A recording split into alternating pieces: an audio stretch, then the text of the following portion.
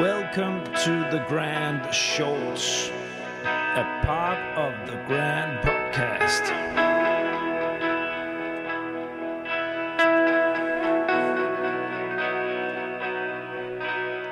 The Grand. My name is Niels Tudor Winter, and I'm the creator, editor, and host of The Grand. The Grand is an independent podcast initiative with the ambition to dig into all corners of the EU R&D funding system on topics of interest for the full EU R&D funding community. This episode is part of my shorts format. It is episode number 4 in my research management short series. Stephanie Hafensteller is EU Research Coordinator at 4 an der RWTH in Aachen. It is the ICT Institute of the massive technical university RWTH in Aachen, Germany. Some years ago, Stephanie started to push for a strategy to attract more EU funding to the institute, but that takes some time to mature in the research world. She was stubborn and managed to convince management of the added value in a structured approach.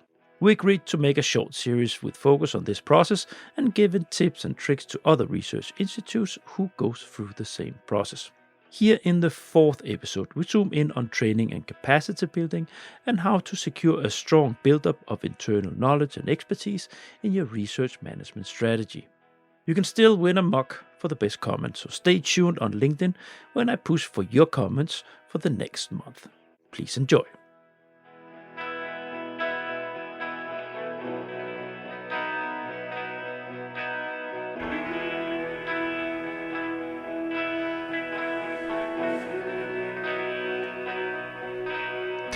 The Grand.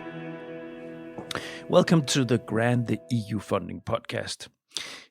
Today we will continue in the Research Manager series. We are recording them in batches, so we have 3 recordings ahead of us. You'll only receive one, though, once every month. You'll receive one of these episodes in my short format. So that's that. But Stephanie, welcome back. Yes, thank you. I'm happy to be back again. Yes, it's gonna be it was very nice recording the first 3 episodes. Now today we will continue talking about how you at 4 an der Aachen, RWTH Aachen, have worked with introducing a strategy and both strategic and practically about research management. Yes. So in the first 3 episodes, we talked about the strategy in research management, and we talked about organizational framework, and we talked about the networking in the research management. So that was the first sort of round. Today, we will record 3 episodes on. So there will be one on capacity building and training. And we will have a conversation about impact, integrating impact into the thinking around it in research management. And finally, about securing a long-term stability in the decisions and things that you implement in the organization. So that's the topic of today. Now, capacity building and training. Stephanie, maybe you introduce yourself shortly. Yes, so my name is Stephanie Hafensteller, and I'm an EU Research Coordinator at FIR. FIR is a Johannes Rau Research Institute and in North Rhine-Westphalia, and we focus on driving sustainable value-creating systems by uniting production and services in a smart circular economy.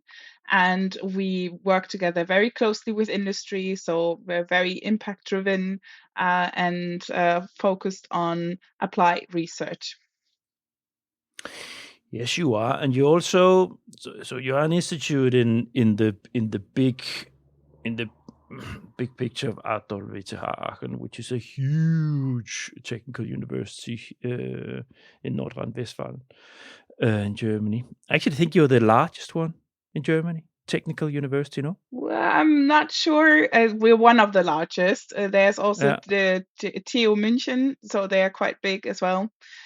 So I think it's between the 2 of them. I'm not sure which one is the larger one, but yes, they're quite close, quite competitive. Yeah. I remember that there was something around this, that it was one of the largest German. Anyway, Yes, it is. you're sort of in a corner, and you have your own structure there, you have your own management and so on, and which probably makes it easier for you when you want to do something like this, implementing new things like this. So now is there anything else you would like to share before we start to dig into the capacity building about the institute or how you work? Well, I could share about the institute. What is, I think, a bit special, and I talked about this before, is that we only have PhD candidates who go through a very competitive and strong program in within 4.5 years, and then they leave the institute to industry. So we have a very short time where we train them, where they also write their PhD thesis, and they are also project manager in research projects and industry-driven research projects.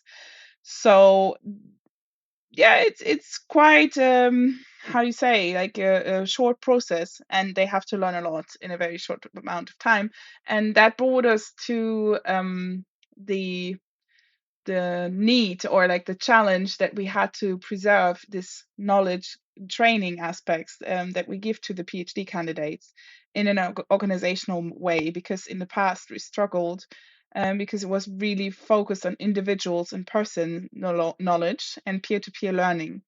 And that you could probably imagine, if someone comes to the institute, stays for 4.5 years, has a very steep learning curve, and then leaves the institute, it leaves a gap. And if you don't really monitor it well, that kind of led to the conclusion that we needed more structures in place to strategically follow this skills development and ensure organizational knowledge. And that's why we developed the research management department. And that's why I talk about it here today, because I think there are more organizations out there that have the same struggles or needs in the end. Yeah. I am Vladiana. I listen to the grant and social duo. Also, I am the winner of the Grand Mag. Yes. Yes, and it bridges right into what we're going to talk about in this episode on capacity building, right? Because this is this problem with you have PhDs and then they leave. So the capacities and knowledge that you would normally have ingrown in an organization about EU funding, it leaves. So it's very difficult to work with them. We also talked about this in the previous episodes that we already have. But let's go at it. So here we have three modules we have to run through in the next 30 minutes. Training modules, investing in training, and entrepreneurial skills. So let's just get right at the training modules. How do you do it?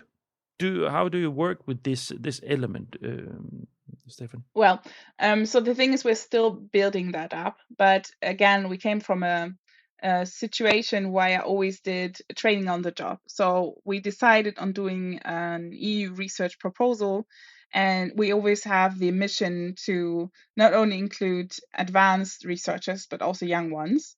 So whenever I had a new team, I was training them while they were writing the proposal. That was always quite stressful for everyone, because you not only had the competition and the heavy job on writing an EU research proposal, but you also had to learn how to do it at the same time.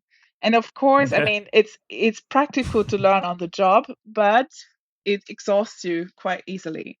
So we were thinking about, how we can cover both, like on the one hand, prepare them better and already have a team that knows how to write these proposals, and on the other hand, still offer them efficient training modules that they can do while they were writing proposals, because we still knew it's going to happen.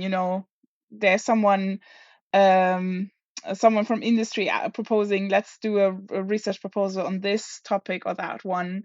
And after evaluating if it fits with our research strategy, we say, let's go. And then the time frame is always shorter than you expected. So you have to train on the job. But it's not good for, we used the term before, my heart rate and not their heart rate and their healthiness. So we thought about doing it differently. So what we try to do is to develop a self-learning system on the one hand, where they can look up best practice examples from previous proposals. They have a good densely PowerPoint presentations and video trainings from previous researchers that we've recorded.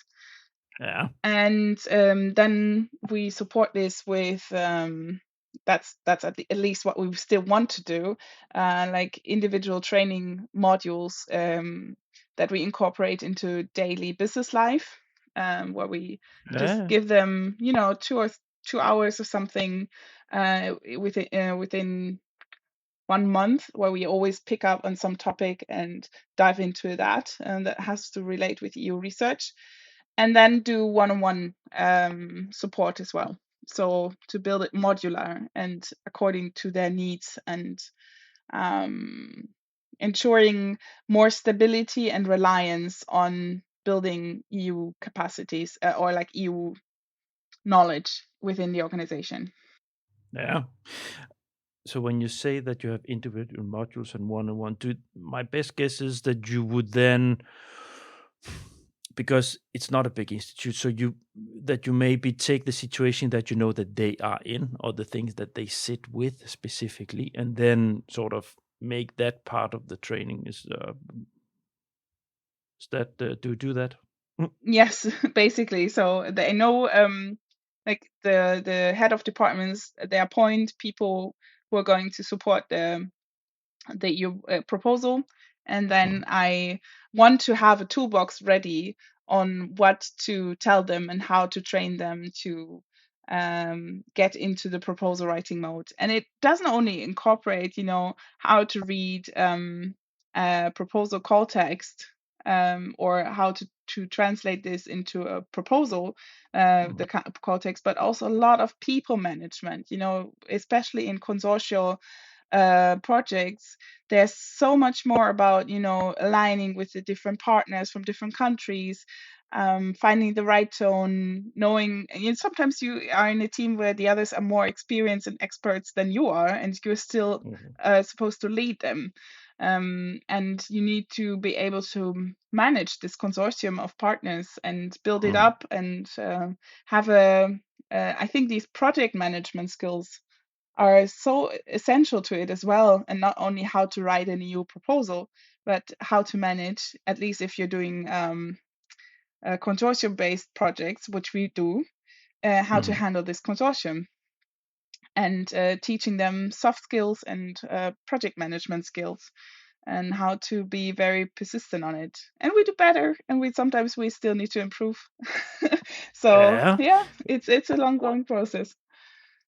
This is an important part of this episode here, to dig a little bit into this. So how did you develop? So you said the word toolbox. How have you developed these different elements, the videos? How did you inspire yourself? Did you yourself go to trainings, or how to do this, or how did you start this? Just to give people an idea how they can attack this. Yes, good question. I did attend a lot of them myself, because I also wanted to scout a bit which ones are the good ones that they should go to. So it was, on the one hand, to build up my own knowledge and to be able to build my own toolbox. And you could go. You have so many people who offer trainings for EU research proposal writing, but then you need to kind of dissect it and make it fit to your organization. So you have to develop your own toolbox with the knowledge that your researchers have. For example, our researchers are really strong in project management. So I needed to kind of dissect the elements that are specific for e-projects that they need to be aware of and add on to their already existing project management skills. So I attended a lot of them. Some of them are for free, some of them you have to pay for. And yeah. So you have you made a structure, so to say? So you once where you say these are the places where we go for external, yes. Well, yes, they are. I mean, on the one hand, I use online recordings, for example, from the national contact points. They are a valuable source when it comes to really like technical knowledge. Then there are webinars offered, or like tools and presentations from COVI that are very valuable because they're very well structured, that you can use for certain elements of the proposal writing. And I kind of just for the listeners, COVI is the German research management organization. Yeah. Yes, thanks. Sorry for explaining. Yeah. And they offer a lot of support and explaining certain aspects of the proposal. For example, the how to draw up a very good budget for the proposal. And then I also have, for example, in the past I was really convinced of the Yellow Research company in the Netherlands, in Amsterdam, because they do really well. They do really good trainings, and they also gave out a guide, which has been really useful for me to always give guidance to our researchers. So if they, for example, have to engage in a as a coordinator in a project, then I would sign them up for one of their workshops. So yes, so I have quite a few elements that I choose from. And then, of course, I also use our own internal knowledge. We have some researchers in our department right now that are really skillfully and very quickly adopted a strategy to do EU research, and I recorded them with their lessons learned and their best practices. So it's available as a kind of podcast, to them, where they explain how they do certain aspects of either proposal writing or project management of EU projects. Have you? It bridges me into my next question. Have you made a platform or an internal platform or intranet or something like this where you where people can go and get this information internally? We're building up that up right now. So we have the platform for all of our knowledge management, and it is the goal to also have all this information available. So I did it for certain aspects of EU proposal writing so far, but I'm still in the process of uploading it. It goes, it's a very personal issue that I want to offer them the best version of how to support them, so it takes longer to be to have an uploadable version. So I have to enhance my own perception of perfectionizing the content I provide to them. So that's been a bit of and it's time consuming to prepare it very well. So I'm still on that, but I have a structure of elements that I want to upload there. Now, videos, individual modules, 101. Do you use the capacities in the institute that already knows a lot and make them do side-by-side teaching, so to say? Yes, we have a senior junior concept. So and I did that very early on because that was my most reliable source when I started. So basically what I did, I think I talked about this before. So each time they handed in a proposal, they got a EU mug from me. And it had the effect that everyone in the institute knew which person already wrote a new proposal, so they could identify the seniors and approach them. So that Mugs are great. Mugs are great, yeah.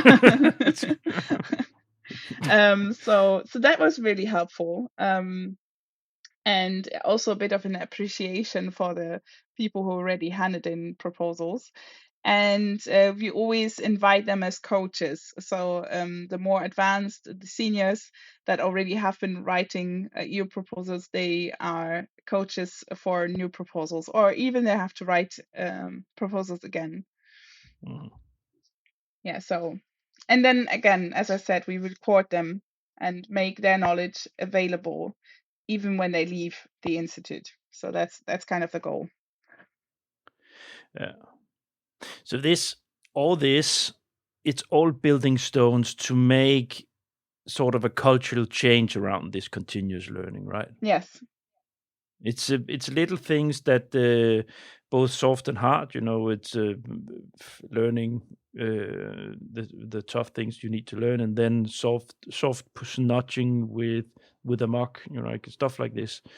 Yeah. Let's move into because time is flying. It's always flying when you have short episodes. So, but I think we covered this nice. It's nice. It's also people. You're always welcome to reach out to Stephanie. Her LinkedIn profile is linked in the episode notes, so you can always reach out to her if you have questions here. Yeah, just one final note. I think why I do this combination of tools is because you cannot assume that every person learns in the same way. So either you have people that learn visually through PowerPoint presentations or recordings, or you have people who learn by listening to things, or that read. So you need to provide different kind of tools that they can use. So that's just one final thought on the topic, I think. I'm Barbara de Mena, and you must listen to the grant. We need to talk about investing in the training and the importance of investing in training. Now, this is, if we talk investing, it's money, and money, that's management. But let's not, maybe this is not a matter of poking them at. It's more making them aware of the fact of the importance. So what have you jotted down? Because here we have the importance of investing in training for researchers and administrative. Well, I can tell a lot about this, but maybe you start. Yes. So I think to ensure this continuous learning process, you always need to continuously invest in training opportunities for not only the researchers, but also the administrative staff. So they are prepared for changes within the European legislation, like lump sums. You need to prepare for that. Or always new takes that come with every framework program. And you cannot do that on the fly, because then time is always very short, but you need to prepare for them. And that's a very important learning that I had from when I started, because then I always had to learn on the fly, and you were always lacking behind because because you had a problem, and then you had to educate yourself, and then you had to solve that problem, and it just provides you with not enough time to do it properly, and that causes mistakes and errors that are preventable if you prepare yourself well. And for that, you need to constantly invest into on the one hand time, but also of course take some money to attend these webinars and seminars and workshops to keep your knowledge level updated, I'd say. Yeah, but this is also investing in training is making your ground much more solid in your organization. Yeah, it's scaling up your employees. Yeah, it's securing that everybody knows much better what they're dealing with, and especially when it comes to EU R&D funding. There's a lot of things that it takes some time to get the hang of it, because it's it's a lingo, it's specific ways of doing things in many ways, both content-wise and budget-wise and legal and so on and so forth. But when people have got the hang of it, then it's much easier for the organization. That's the main issue, indeed, with EU R&D funding and how organizations broadly work with this, both company, SMEs, research organizations, and so on. If you don't invest time in understanding how it works, you're not going to do it because it just seems to be absolutely horrible to deal with. But if you invest, doesn't take much, but if you invest just a little bit in it, then you will remove a lot of the things that you thought was absolutely horrible.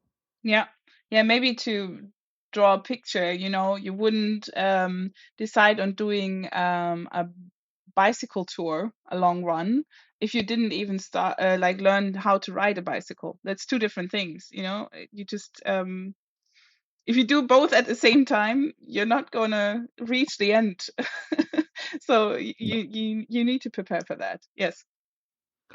Yeah, it's very simple.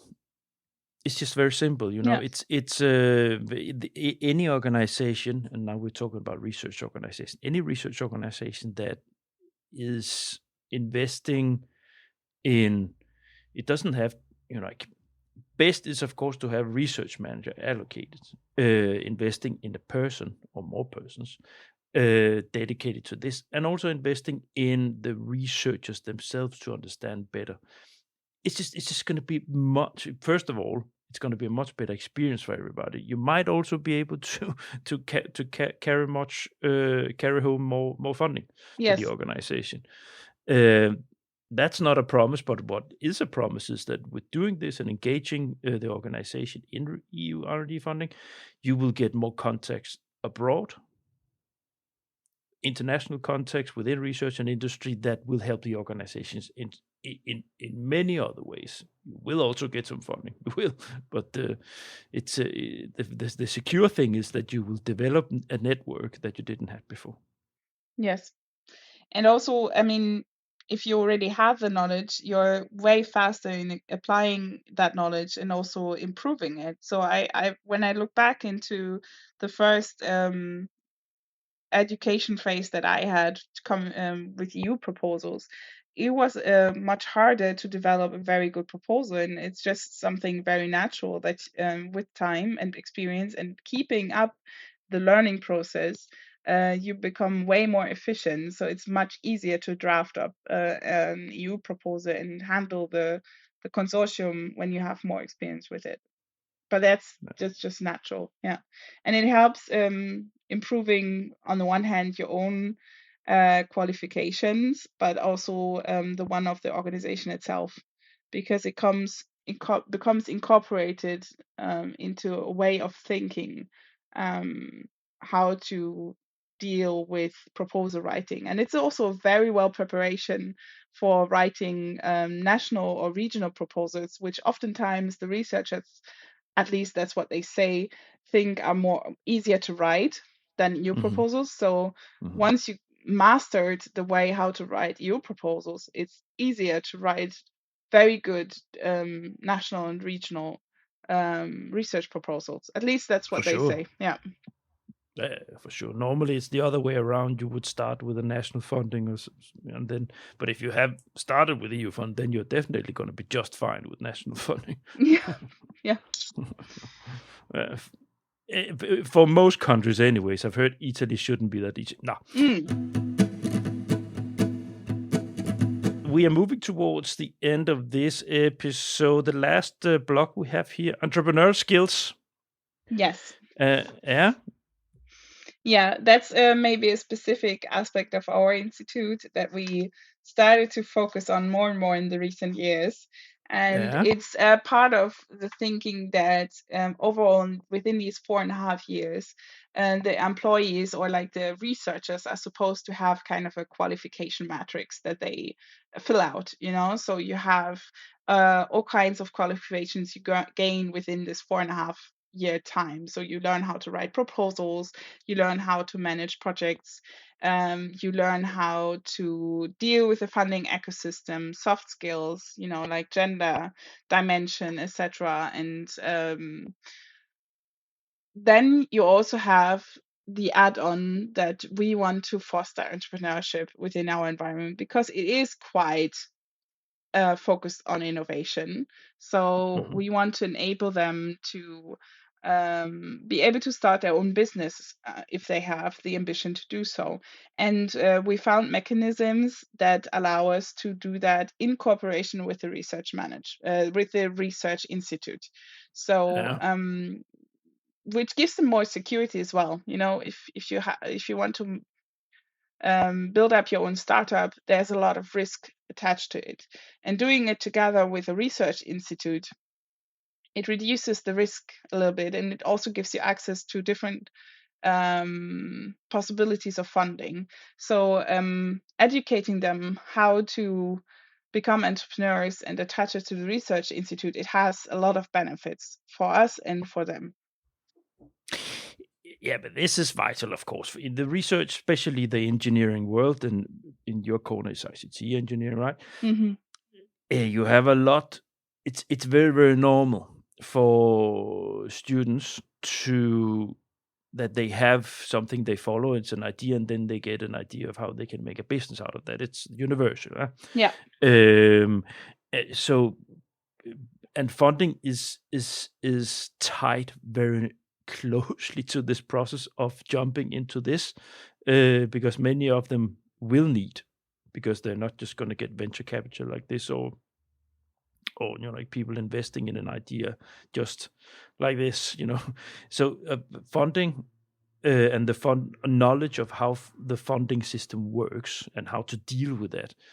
It's if they are well dressed up through their time in your institute, taking their education, and then they have this idea they want to carry through. They know very well how to attack funding and which funding to run for, and be able to jump out as a spin-off. And I mean, it's also very natural. I mean, if you do a research project, it always comes from solving a problem that exists, and in our case, it's often solving a problem from industry. And most of the time, they discover a gap in the system, and then they say, like, listen, they actually would need a tool how to solve this, and it doesn't exist yet. So the obvious step is to, why don't we fill this gap and develop this tool ourselves? And with the best actually infrastructure and access to knowledge and interdisciplinary knowledge and companies, it's a very easy thing to do. It still easy in a sense of it makes sense. Yeah. It still needs a lot of effort. I just supported with our team. We supported one of our researchers who did exactly this. So he had a research project, and he developed exactly this pathway towards building up his own startup company. And it was a lot of work, but he had the structure behind him. So he had the research management department, us, that could support him in writing his proposal for getting funding to build up his own startup. And it actually worked out very well, because he wasn't on his own, but he was still it was a very smooth process from being a researcher at our institute towards developing into his own entrepreneurial independence, so to say. Mm-hmm. Okay. Well done. Thanks. Yeah, very happy about it. We celebrated greatly. So, yeah. Stephanie, we come to the end for this episode.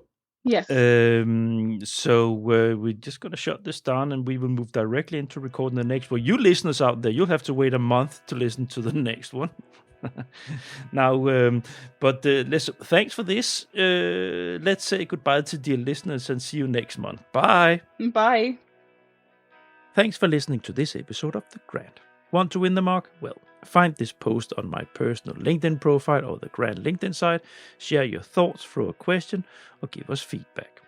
All the Grant episodes have their own site on the Grant website. You'll find the link to the episode site where you listen to your podcast. On the site for this episode, you'll find a link to Stephanie's personal LinkedIn site and to Fear an der RWTH Aachen. Further, there'll be a link to my episodes category, the Grant Campus, where you find more episodes related to the research world. Next episode in the Grant Shorts will be released 22nd of September, with the next recording in the Research Management Short series. Here we dig into the important element of integrating impact thinking in the research management strategy. I look forward to that.